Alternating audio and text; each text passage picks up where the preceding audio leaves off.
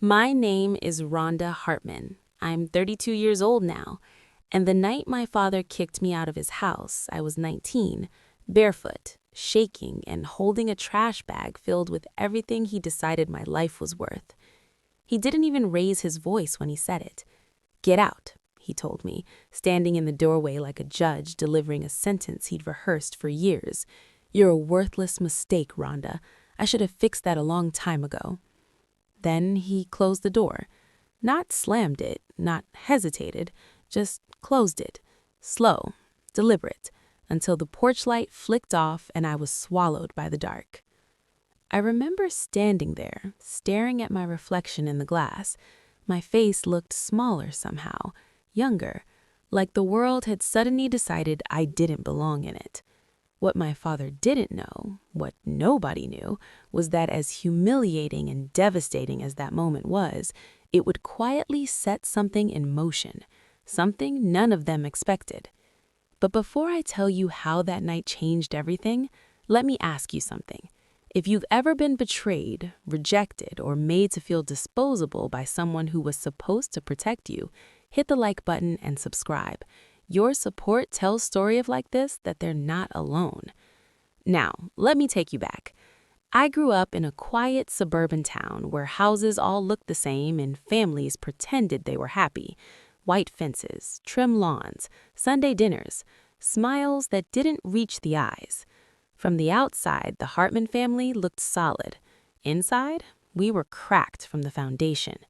My father, Daniel Hartman, believed in hierarchy, control, obedience. He believed children were investments, and if one didn't show promise, you stopped putting money into it. My mother, Lydia, believed in survival. She learned early that peace came from silence, not confrontation, so she stayed quiet, always quiet. Then there was me, the unexpected one. I learned that word when I was 12, overheard it through the kitchen vent while my parents argued late at night. "She wasn't planned," my father said, his voice sharp with resentment, "and she's been a burden ever since." My mother didn't defend me. She just whispered, "Daniel, please." That was the night something shifted inside me. I started paying attention. I noticed how my older brother Evan could do no wrong, how his mistakes were brushed off as boys being boys, how his college fund was talked about openly at the dinner table, while mine was treated like a joke. Community college, maybe, if she even sticks it out that long. I worked 2 part-time jobs in high school, babysitting, stocking shelves, anything to prove I wasn't what he said I was. I brought home straight A's. He glanced at the report card once.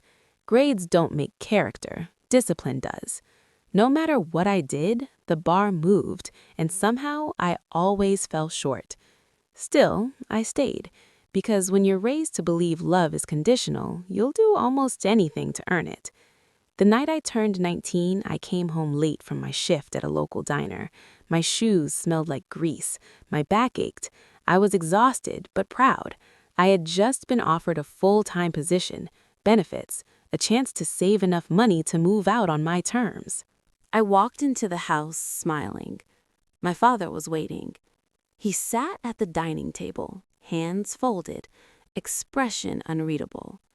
My mother stood near the sink, twisting a dish towel like she wanted to disappear into it.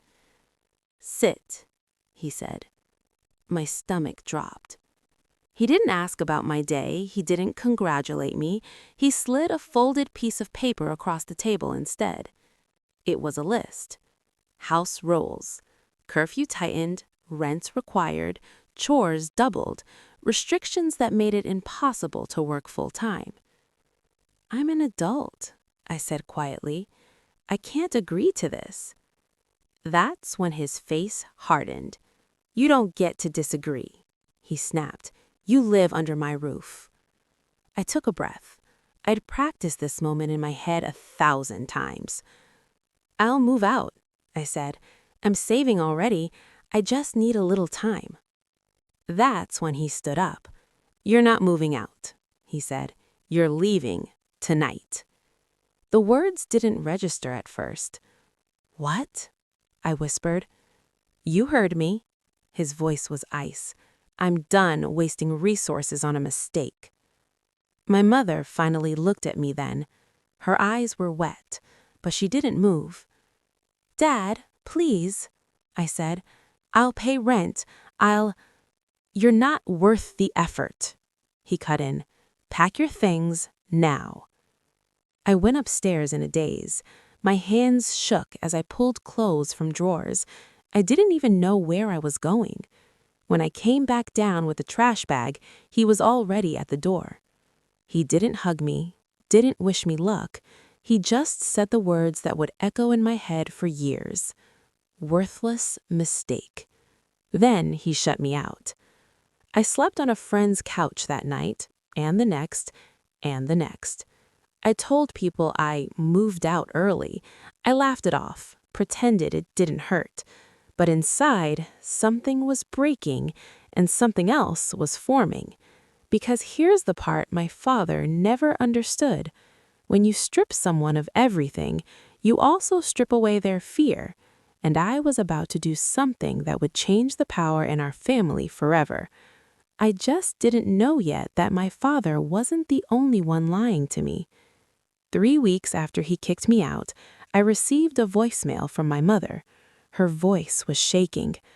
"Rhonda, I found something your father never wanted you to know, and I think you need to come home." I stared at my phone long after the voicemail ended. My mother never called me first, not after what happened, not once. 3 weeks of silence, and now this? I found something. My chest tightened. That house had never been a place of truth. It was a museum of secrets, carefully dusted and never questioned. Whatever my mother had found had clearly scared her enough to break her lifelong habit of obedience. I didn't call her back immediately. That might sound strange, but when you grow up walking on emotional landmines, your instinct is to pause before stepping forward. I needed to know if this was real, or another way to pull me back under my father's control. Still, curiosity gnawed at me. I took a bus across town that evening, my hands buried deep in my coat pockets. The closer I got to my parents' street, the heavier my chest felt. That familiar knot of dread tightened, the one that had lived in my stomach for as long as I could remember. The house looked exactly the same. Same beige siding, same trimmed hedges, same porch light that had gone dark the night I was kicked out. I stood there longer than I meant to, replaying his words in my head. Worthless mistake. I almost turned around, but then the front door cracked open. My mother stood there, thinner than I remembered, smaller somehow. Her eyes darted past me, down the street, like she was afraid someone might be watching. "Come in," she whispered urgently. The door closed behind me, and the familiar smell of lemon cleaner and old carpet wrapped around me like a ghost of my former life. She didn't hug me. She led me straight to the kitchen.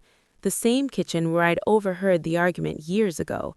The same vent, the same table. Only this time, there was a manila folder sitting in the center of it. "I wasn't supposed to find it," she said, her voice trembling. "I was looking for the insurance documents." My heart thudded. "What is it?" I asked. She sat down slowly, like the weight of the truth might knock her over. "It's about you," she said. "About your birth." Every muscle in my body went rigid. "My birth?" I repeated. She nodded, swallowing hard. "Daniel told everyone, told you that you were an accident, that you weren't planned." I waited. But that wasn't true. The room felt suddenly too small. "He didn't want you," she said quietly, "but not because you were a mistake." My breath caught. "Then why?" I whispered. She slid the folder toward me. Inside were documents, hospital forms, letters, a legal notice yellowed with age, and one sentence burned itself into my brain. Biological father, Michael Andrews. I stared at the name. "That's not," my voice broke. "That's not Dad." "No," my mother said. "Daniel isn't your biological father." The air left my lungs. The room tilted. Every insult, every punishment, every cold glance suddenly rearranged themselves into a pattern that made sickening sense. "He found out when I was pregnant," she continued, tears streaming now. I begged him to leave. I told him I'd raise you alone, but he stayed. Why? I demanded. Her shoulders sagged. Because Michael came from money, old money, and Daniel, he wanted control. He wanted leverage. My hands clenched into fists. So he punished me for it. For 19 years? She nodded. And the worst part, she added, barely audible, is that he's been hiding something else. My heart sank. There was a trust, she said, set up in your name by Michael's parents. They didn't know about you at first, but when they did, they insisted. A chill crawled up my spine. Daniel convinced them you'd never want contact, she said, that it would confuse you. He said he'd manage it for you until you were ready. Manage it how? I asked slowly. Her lips trembled. He drained it, she whispered, bit by bit. For Evan, for the house, for his business. The betrayal hit harder than the night he kicked me out. So when he called me a worthless mistake, I said, my voice shaking with rage, he was stealing from me? Yes, she sobbed, and when you tried to move out, he panicked. I stood up so fast the chair scraped loudly across the floor. He kicked me out because he lost control, said I. She nodded again. But Rhonda, she said urgently, there's more. The trust wasn't empty when you left. I froze. How much? I asked. She hesitated. Enough to change your life. A sharp laugh escaped my throat. Does he know you found this? Her eyes widened in fear. No, and if he does... The back door slammed. Heavy footsteps echoed through the house. Daniel Hartman's voice cut through the air. Lydia? My blood ran cold. My mother looked at me, terror etched in her face. He's home early, she whispered. You shouldn't be here. But it was too late. His footsteps stopped in the doorway. His eyes locked on me and then dropped to the open folder on the table. The color drained from his face. What is she doing here? He said slowly, dangerously. I turned to face him. For the first time in my life, I didn't feel small. You lied to me, I said, about everything. He glanced at my mother, fury blazing. You had no right, he snapped at her. No, you had no right, I said firmly. He scoffed. You think a few papers make you special? He sneered. You owe me everything.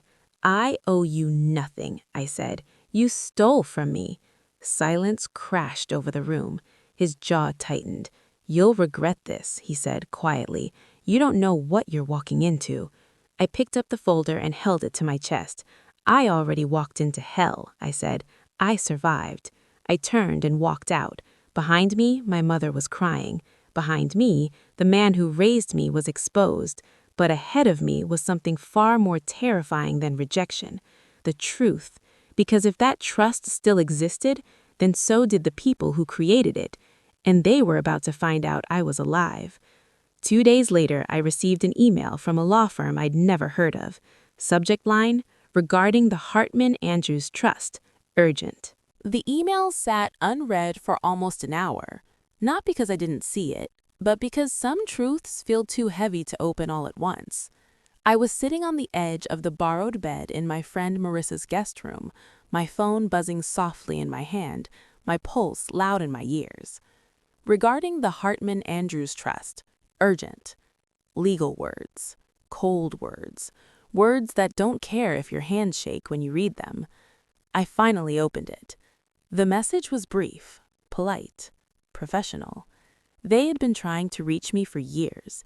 Mail returned unopened, calls unanswered, emails blocked. They requested an in-person meeting. My breath caught, because suddenly the story of my life, the rejection, the cruelty, the constant feeling of being less than, had a paper trail my father had buried. I showed up at the law office 3 days later, wearing the only blazer I owned. It didn't quite fit right. The sleeves were too short, like it belonged to a younger version of me that never quite grew into the world she was born into. The building was modern, glass walls, quiet confidence, the kind of place where people spoke softly because they already knew they had power. A woman at the front desk smiled at me. Rhonda Hartman? Yes, I said. She corrected me gently. Rhonda Andrews Hartman, technically. The sound of that name landed differently in my chest. I followed her into a conference room where 2 men and 1 woman stood as I entered. They all paused just briefly, like they were seeing a ghost. One of them cleared his throat. "You look just like him," he said, before catching himself. "I'm sorry, that was inappropriate." "No," I replied quietly. "I've been hearing that a lot lately." They explained everything slowly, carefully, as if I might shatter if they moved too fast. My biological father, Michael Andrews, had passed away years earlier, but his parents, my grandparents, were still alive when the trust was created. They insisted it remain untouched until I turned 30. Your legal guardian, the woman explained, was granted limited access, only for expenses directly related to your well-being. I laughed once, sharp, bitter. "Well," I said, "he bought a boat." The room went silent. They exchanged looks. "There have been discrepancies," one of the lawyers admitted, "which is why we reached out once the trust flagged unauthorized withdrawals." "How much is left?" I asked. The woman slid a document across the table. My vision blurred. I had grown up rationing groceries, counting gas money, sleeping on couches, and my father had been siphoning my future like it belonged to him. "What happens now?" I asked. "Now," the man said, "you decide." On the way home, I didn't feel triumphant. I felt hollow. Because money doesn't erase memories. It doesn't undo nights spent wondering why you weren't lovable enough. It doesn't fix a mother who stayed silent or a brother who benefited from your absence. Speaking of Evan, he called me that night. I hadn't heard his voice since the night I was kicked out. "Dad says you're trying to destroy the family," he said without preamble. I closed my eyes. "Did he also tell you the part where he stole from me?" I asked. A pause. "He raised you," Evan snapped. "You owe him." I felt something inside me harden.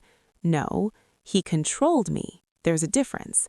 "You always play the victim," Evan scoffed. "You're not special, Rhonda." The call ended. I sat there staring at my phone, realizing something painful and freeing all at once. I wasn't losing a family. I was waking up to the truth that I never really had one. 2 days later, my mother showed up at Marissa's apartment unannounced. She looked around nervously before sitting down. "He knows," she whispered, "about the trust, about the lawyers." I nodded. I figured. "He's furious," she said. "He says you're humiliating him." A sad smile tugged at my lips. "He humiliated himself." She reached for my hand. "I should have protected you," she said. "I didn't, and I'm sorry." I wanted to say forgiveness came easily. It didn't, but I squeezed her hand anyway. "I'm done being quiet," I said. "All of us should be." That night, I received another message. This one wasn't from a lawyer. It was from an unknown number. "You think you've won. You haven't." I stared at the screen, my heart pounding, because my father had never threatened me before. He'd never needed to. And now, he was scared. The next morning, a certified letter arrived at Marissa's apartment. Inside was a lawsuit, Daniel Hartman versus Rhonda Hartman, and the accusations inside it turned my stomach. I read the lawsuit 3 times before the words stopped blurring together. Fraud, defamation, emotional distress. My father was accusing me of destroying his life. I sat on the edge of Marissa's couch, the envelope crumpled in my hand, my mind racing. It was almost impressive, the confidence it took to steal from your child and then sue her for finding out. Marissa hovered nearby, arms crossed. "He's bluffing," she said. "People like that always are." But Daniel Hartman had never been a bluffer. He was strategic, calculated, and he hated losing control more than he hated being wrong. I forwarded the lawsuit to the law firm immediately. They called me within the hour. "This doesn't change your position," the senior attorney said calmly. "If anything, it strengthens it." "But he's my father," I said quietly. There was a pause. Legally, she replied, that hasn't protected him so far. That night, I barely slept. Every creak of the apartment made my heart jump. Every notification sent a rush of adrenaline through my body. I realized how deeply his voice still lived inside me, how even from a distance he could make me feel like a frightened 19-year-old again. The next day, the attacks escalated. Evan blocked me on every platform. Extended family members I hadn't spoken to in years suddenly had opinions. My aunt left a voicemail saying I was tearing the family apart. A cousin posted vague quotes about betrayal and greed, clearly aimed at me. And then my mother called. "He's telling people you manipulated me," she said through tears, "that you forced me to lie." I closed my eyes. "He's rewriting history," I said, "because the truth doesn't serve him anymore." "But what if they believe him?" she asked. I thought of all the years I'd stayed quiet, hoping being good would protect me. I can't control what they believe. I can only control what I do next. That next came faster than I expected. The law firm requested mediation before court proceedings, a neutral ground, one meeting. I almost said no. The idea of sitting across from him, of hearing his voice again, measured and cutting, made my stomach twist. But then I remembered the girl on the porch with the trash bag, and I said yes. The mediation room was sterile and beige, like emotions weren't welcome there. Daniel arrived 10 minutes late, wearing a tailored suit and an expression of bored superiority. Evan sat beside him, jaw tight, eyes refusing to meet mine. My father smiled when he saw me. Not warmly, triumphantly. "Rhonda," he said, as if we were old friends, "you look well." I didn't respond. The mediator explained the rules: neutral tone, equal time, facts only. Daniel leaned back in his chair. "This is all a misunderstanding," he said smoothly. "I did what any responsible parent would do." I felt my pulse pound in my ears. "You stole from me," I said, "for years." He chuckled.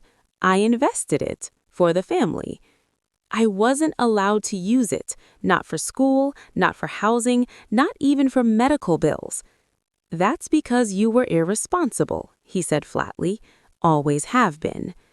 Evan finally spoke. "Dad supported you. You're acting like a victim." I turned to him. "You used my money, did you?" His eyes flickered. Dad said, he said what was convenient, just like he always does." Daniel's smile disappeared. "You wouldn't have survived without me. You should be grateful." Something inside me went very still. "I survived despite you," I said quietly, "and that's what scares you." The mediator cleared his throat. The lawyer slid documents across the table, bank statements, timelines, signatures. Each page peeled away another layer of Daniel's carefully constructed image. He grew more agitated by the minute. "This is ridiculous," he barked. "She's ungrateful, vindictive." I met his gaze.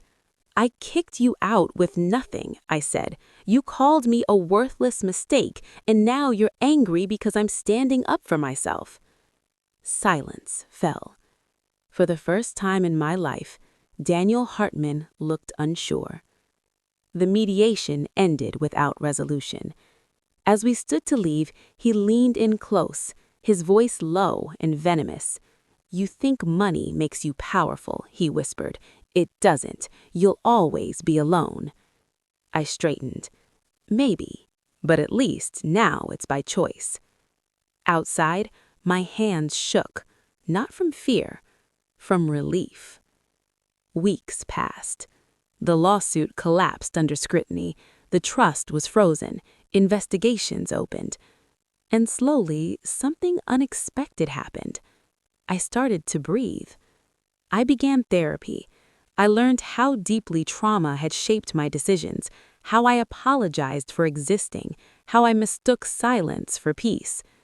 One afternoon, my therapist asked me, "What would healing look like for you?" I thought about it for a long time.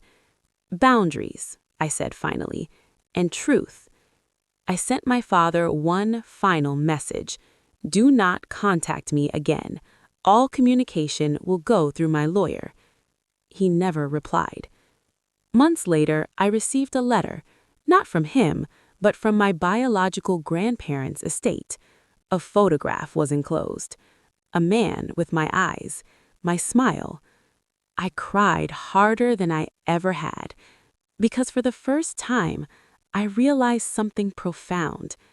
I was never a mistake. I was just born into the wrong hands. As the legal dust settled, a new message arrived. This one wasn't threatening. It was an invitation. "We would like to meet you. You deserve to know where you come from." And I knew whatever came next would change me forever. I stared at the invitation for a long time before responding. "We would like to meet you. You deserve to know where you come from." Those words hit differently than anything my father had ever said to me. They weren't sharp. They weren't conditional. They didn't demand anything in return. They simply invited me. Still, I was terrified. When you grow up being rejected by the people who are supposed to love you first, you learn to expect disappointment even from kindness, especially from kindness, because hope, when it's taken away, hurts worse than cruelty. I agreed to meet them. The house was nothing like the Hartman home. It sat on a quiet street lined with old trees, the kind whose branches leaned toward each other like they were sharing secrets. The paint was soft blue, a little faded, like it had lived a full life and wasn't ashamed of it. I stood at the gate, gripping my purse strap, my heart pounding. "You can still walk away," a familiar voice whispered in my head. But I didn't. The door opened before I knocked. A woman stood there, her hand flying to her mouth as soon as she saw me. "Oh my God," she breathed. "It's you!" She looked at me the way my father never had, like I mattered. "I'm Margaret," she said, stepping forward carefully, as if afraid I might disappear. "Your grandmother." The word felt unreal. Behind her stood a man with silver hair and kind eyes. He nodded once, his expression thick with emotion. "I'm Robert," he said. "Thank you for coming." Inside, the house smelled like coffee and old books. Family photos lined the walls, birthdays, graduations, holidays, proof of a history I'd never been allowed to belong to. They sat me down gently, offered tea, asked if I was comfortable. No one barked orders, no one tested me. Margaret kept glancing at me like she was memorizing my face. "You have his eyes. Michael's." My throat tightened. I'd spent years wondering who I looked like, wondering where I came from, wondering if there was anyone in the world who would recognize me without needing me to prove myself first. They told me stories about my biological father. He was thoughtful, quiet, a writer. He loved music and believed in second chances. He didn't know about me until after he got sick. "We tried to find you," Robert said, "but Daniel, he made it very difficult." That name still made my shoulders tense. Margaret reached across the table and took my hand. "He promised to pass along letters," she said, her voice breaking. "He said you didn't want contact, that you were angry." I swallowed hard. "I never knew," I whispered. Tears slid down her cheeks. "I'm so sorry," she said. "We would have loved you." Those words cracked something open inside me. Loved. Past tense. Without conditions. Then came the revelation that made my stomach drop. "There's something else," Robert said slowly. "Something we only recently learned ourselves." I braced. Michael didn't die naturally. Not entirely. The room seemed to tilt. "What do you mean?" I asked. "He was misdiagnosed," Margaret said. "Critical information was withheld. Treatment delayed." A chill ran through me. And Daniel was the one handling communication, Robert added. My pulse thundered. You're saying my father... I stopped, the words too heavy to finish. We don't know his intentions, Robert said carefully, but we know his actions benefited him financially. The same pattern: control, greed. I felt sick. As if on cue, my phone buzzed. A text from Evan. Dad's not doing well. If you have any decency, you'll come home. I stared at the message. After everything, after the lies, after the theft, he still expected access to me? Margaret noticed my expression. You don't owe anyone who hurt you, she said firmly. Family isn't blood alone, it's behavior. Her words settled deep in my chest. But what I didn't tell them, what I couldn't say out loud yet, was that part of me still wanted answers, still wanted closure. And the universe, it seemed, was determined to force my hand. Because as I left their house, my phone rang again. This time, it wasn't Evan. It was a hospital number. Miss Hartman, a nurse said gently, your father has requested to see you. He says it's urgent. I closed my eyes. Some confrontations feel like endings. Others feel like traps. And I had no idea which one this was. As I stood there deciding whether to go to the hospital, a new message came through, from my mother. Please come. He's saying things that don't make sense, and he keeps asking for you. I didn't go to the hospital right away. I sat in my car outside Margaret and Robert's house long after the engine went quiet, my phone resting in my lap like it weighed 100 pounds. The sky was dimming, that soft blue-gray hour where everything feels unfinished. He's asking for you. Those words echoed in my head. For 19 years, Daniel Hartman had never asked for me. He commanded, he criticized, he dismissed, but he never asked. Now, suddenly, when his power was gone, when the truth had started leaking through the cracks, he wanted me there. I thought about the porch, the trash bag, the door closing without a second glance. Then I thought about the letters my biological grandparents never got to send, the life that was almost erased without my consent. And I realized something important. Going to the hospital wasn't about him. It was about me. I arrived just after visiting hours were supposed to end. The nurse at the desk glanced at her screen, then at me, and nodded quietly. He's been waiting, she said. The room smelled like antiseptic and something faintly metallic. Machines hummed softly, marking time in beeps and breaths. Daniel lay in the bed, thinner than I remembered, his skin pale against the white sheets. For a moment, I didn't recognize him. Then his eyes opened and locked onto mine. There you are, he said hoarsely. No anger, no command, just relief. I stood near the door, my hands clasped tightly in front of me.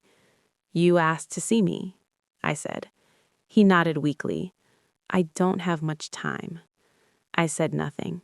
Silence stretched between us, thick and uncomfortable, the kind of silence he used to weaponize. But now it worked against him. Finally, he sighed. You always were stubborn, he muttered. I almost laughed. Why am I here? I asked. His gaze drifted to the window, then back to me. They're investigating me, he said. The trust, the accounts, everything. Yes, I replied calmly. They are. He swallowed. I did what I had to do. I kept this family afloat. You destroyed it, I said. His jaw tightened. You don't understand, he snapped weakly. I stayed. I raised you. I didn't have to. That old line, the one that had kept me small for years. You didn't raise me. You controlled me. There's a difference. Something flickered in his eyes. Fear, maybe, or regret. It was hard to tell. I never meant for it to go this far. You were just a reminder. A reminder of what? I asked. Of your mother's mistake. Of my humiliation. There it was. Not love, not concern. Pride. You punished me for your shame, I said. He didn't deny it. Instead, he reached toward the bedside table, his hand shaking. There's something you need to know. Every muscle in my body tensed. There were letters, he said quietly, from Michael's parents, from him too, before he died. My heart pounded. You told them I didn't want contact. You told me they didn't care. He closed his eyes. I couldn't risk losing control, he whispered. If you knew the truth, you would have left. You still kicked me out, I said.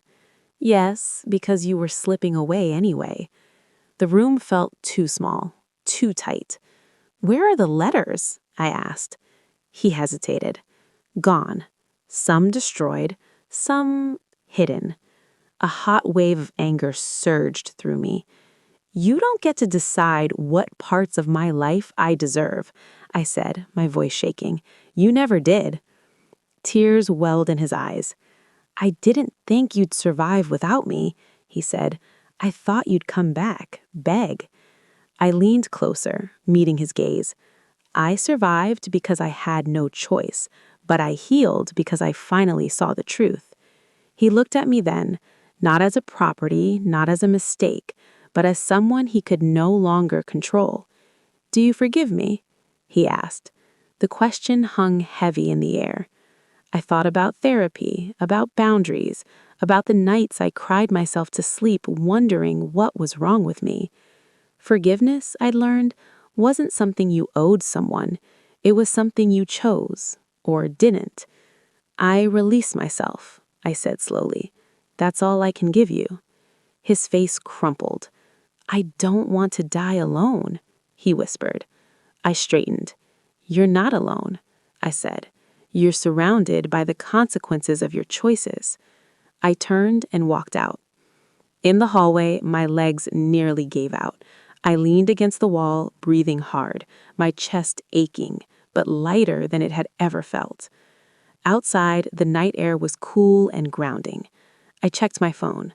A message from Margaret. We're here whenever you're ready. For the first time in my life, I believed it. Weeks later, Daniel Hartman passed away. There was a funeral, closed casket, carefully curated speeches about his dedication and sacrifice. I didn't attend. I sent flowers instead. No note.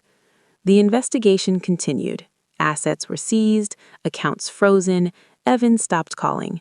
And slowly, quietly, my life began to take shape. I spent weekends with my grandparents, listening to stories, filling in the blanks of who I might have been if the truth hadn't been stolen from me. I read copies of the letters they rewrote from memory, apologies for not finding me sooner, promises that I was always wanted. I cried, I laughed, I healed. One afternoon, as we sat on the porch watching the sun dip low, Margaret squeezed my hand. You're safe now, she said. And for the first time in my life, I believed it. Just as peace began to settle, a final document arrived from the attorneys. Inside was a discovery neither side had expected. Daniel Hartman had left behind a sealed statement, one that changed the meaning of everything. The sealed statement arrived on a Tuesday morning. No warning, no dramatic build-up, just a thick envelope sitting among grocery flyers and overdue magazines, like it didn't contain something capable of reopening wounds I had only just begun to close. I knew what it was the moment I saw the return address. The law firm. My hands hovered over the envelope for a long time before I touched it. Grief doesn't always look like tears. Sometimes it looks like hesitation, like knowing that once you open something, you can't unknow what's inside. Margaret offered to sit with me while I read it. I shook my head. This one I need to do alone. She nodded, understanding in her eyes. She'd never pushed me, never demanded access to my pain. That alone still felt foreign, like kindness I hadn't yet learned how to fully accept. I went into the guest room and closed the door. The envelope was heavy, thicker than necessary. Inside was a notarized statement, signed and dated just weeks before Daniel Hartman's death. The first line made my stomach drop. I am writing this statement of my own free will, to be opened only after my death. I sat down on the bed. He'd planned this. My pulse thudded as I kept reading. He admitted to the financial manipulation, the trust withdrawals, the lies to the Andrews family. But that wasn't the part that made my hands start shaking. It was the paragraph halfway down the page. Rhonda was never meant to stay. My breath caught. He wrote that from the moment he found out I wasn't biologically his, he decided I would be temporary, that he would raise me enough to keep up appearances, but never enough to outgrow his control. He detailed how every limitation, every insult, every withheld opportunity was intentional, a strategy. If she believed she was small, he wrote, she would never leave. Tears slid down my face, silent and hot. This wasn't an apology. It was a confession. Then came the line that shattered what little emotional armor I had left. I always knew she would surpass me if she ever realized her worth. I covered my mouth, a sob breaking free before I could stop it. All those years I thought I was failing. All those nights I replayed conversations, wondering what I could have done differently. He had never wanted me to succeed. At the end of the statement was one final revelation. Daniel admitted that he had altered medical communications during Michael Andrews' illness, not directly causing his death, but delaying critical information long enough to benefit financially from estate arrangements. My biological father hadn't just died, he had been managed out of the way. The page blurred as tears filled my eyes. I thought of the man I never met, the letters I never read, the version of myself that might have existed if truth hadn't been stolen so efficiently. And then I reached the final paragraph. I do not expect forgiveness. I only ask that Rhonda know this. I feared her because she was stronger than me. I dropped the papers onto the bed and pressed my palms to my eyes, breathing hard. Strength. That word had never been associated with me in that house. I was sensitive, emotional, dramatic, weak. But strength? That realization hurt almost as much as the abuse itself, because it meant none of it had been my fault. Later that week, the attorneys called. The statement changed everything. Investigations deepened, civil actions expanded. The truth, once buried, had teeth now. Evan reached out one last time, not with anger, with fear. He said, "They're asking questions about the money, about Daniel." I said nothing. "You knew," he accused. "You let this happen." "No," I replied calmly. "I survived it." He hung up. That was the last time I heard his voice. The media caught wind of the case.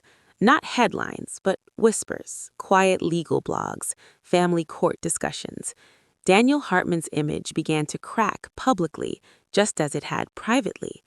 People started reaching out. Old relatives, neighbors, even friends of friends. Some apologized. Some asked for forgiveness. Some wanted proximity now that the truth and the money were visible. I learned something important during those weeks. Closure doesn't come from answers. It comes from boundaries. I declined interviews, blocked numbers, curated my peace like it was something fragile, because it was. I started a ritual every morning. I'd sit with my coffee, breathe deeply, and remind myself, I am not who he said I was. One afternoon, as Margaret and I sorted through old photo albums, she paused on a picture of Michael Andrews in his 20s, smiling, alive. "He would have been so proud of you," she said softly. I swallowed the lump in my throat. "I'm trying to be," I replied. That night, alone in bed, I thought about the girl on the porch again. The trash bag, the darkness, the door closing. If I could speak to her now, I wouldn't tell her it gets easier. I'd tell her this. That door wasn't an ending, it was an escape. But my story wasn't finished yet, because there was still one choice left to make, One final act that would define how this ended, not with revenge, not with anger, but with intention. And the next morning, I woke up knowing exactly what I was going to do. I opened my laptop, logged into my bank account, and began transferring funds. Not for myself, for something that would ensure my father's control over my life ended forever. I didn't tell anyone what I was doing. Not Margaret, not Robert, not my therapist. Some decisions are too personal to crowd with opinions. This one came from a place so deep and steady inside me that it didn't need validation. I transferred the money in stages, carefully, intentionally, not out of anger, but out of clarity. For most of my life, money had been used as a leash, a weapon, a way to control where I went, what I dreamed, how small I stayed. I wasn't going to let it become that again, even in my favor. So I created something new, a foundation. Not in Daniel Hartman's name, not in Michael Andrews' name, in mine. The Rhonda Hartman Initiative, a fund for young adults who were forced out of their homes with nothing but shame and a trash bag of belongings, for kids who were told they were mistakes, for the ones who learned too early how conditional love could be. Housing assistance, legal aid, therapy grants, emergency funds, the things I didn't have when I needed them most. When the paperwork was finalized, I sat back in my chair and cried. Not the sharp, broken crying of grief, but the slow, grounding kind that comes when something finally settles. This was my answer. Not revenge, not erasure, transformation. A week later, I visited the cemetery. I hadn't planned to. I just found myself there one quiet afternoon, the sky heavy with clouds that couldn't decide whether to rain. Daniel Hartman's grave was modest, conservative, exactly how he would have wanted it. No grand words, no acknowledgement of the damage left behind. I stood there for a long time. "I'm not here to forgive you," I said aloud, my voice steady. "And I'm not here to punish you." The wind stirred the grass. "I'm here to tell you that you failed," I continued, "not because you didn't control me, but because you couldn't break me." I felt no satisfaction saying it, only truth. I left without looking back. Life after that didn't suddenly become perfect. Healing isn't a straight line. Some days I still wake up expecting criticism. Some days I catch myself shrinking when someone raises their voice. Trauma leaves fingerprints you don't always notice right away. But now I notice them, and I choose differently. I stayed close to my grandparents. We built something gentle together. Sunday dinners, shared stories, laughter that didn't come with conditions. I learned what family could feel like when love wasn't transactional. I kept going to therapy. I learned how to sit with discomfort instead of apologizing for it, how to say no without explaining, how to walk away without guilt. Evan never reached out again. I heard through the quiet grapevine that he struggled, financially and emotionally. The safety net he thought would always be there had vanished. I felt sadness for him, but not responsibility. One afternoon, while reviewing applications for the foundation, I came across a handwritten letter. A 19-year-old girl, kicked out for attitude, sleeping in her car, afraid but still hopeful. Her last line stopped me cold. "I just want someone to believe I'm not a mistake." I pressed the letter to my chest and closed my eyes. "You're not," I whispered, and for the first time in my life, I wasn't just saying it to myself. I was living it. Looking back now at 32, I understand something I couldn't at 19. Being called a worthless mistake didn't define me. Surviving it did. I wasn't rejected because I lacked value. I was rejected because my presence threatened someone who lived on control. And when that door closed behind me all those years ago, it wasn't the world telling me I didn't belong. It was life making room for me to finally choose myself. If you're listening to this and you've ever been made to feel disposable by the people who should have protected you, please hear me. You are not behind, you are not broken, and you are not what they said you were. Sometimes the worst betrayal becomes the clearest invitation to grow, to leave, to become. And if no one has told you this yet, you are allowed to build a life that makes sense to you. Have you ever been betrayed or rejected by someone who was supposed to love you? And how did it change the person you became? Share your story in the comments. You're not alone.